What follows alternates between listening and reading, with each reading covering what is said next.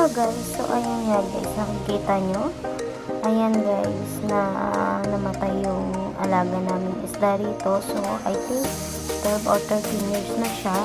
So ay siya sa catfish or dito in Tagalog. So ayan, siguro may sukat siya na more than 2 feet guys. So malaki, mahaba na rin siya. Tapos mabigat na rin yung timang, as in talagang malaki. So hindi talaga siya kayang buhatin mag-isa dahil syempre yung catfish medyo madulas yan.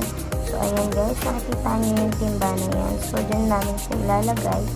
Pag inilagay mo siya dyan, as in talagang grabe, mabigat. And then yung timba na yan guys, sobrang bigat nga niya is nasira siya guys. As in pumotok sa sobrang bigat niya. So ayan guys, after 13 years na guys, ayan siya, maalam na siya. So hindi namin alam kung anong dahilan. So may nakapagsabing baka nalunod or na-heat stroke. So hindi natin alam mga guys kung ano ba talagang nangyari sa kanya. So ayan, sayang naman siya, pero hindi naman siya, ibibigay namin siya dun sa kaibigan namin na ibang lahi para kainin. Kasi sayang naman siya, sobrang taba niya guys. Dahil yan naman ang kinakain niya is puro mga pagkain lang talaga ng isda. So ayan, nakikita nyo wala pala siyang ikin talaga.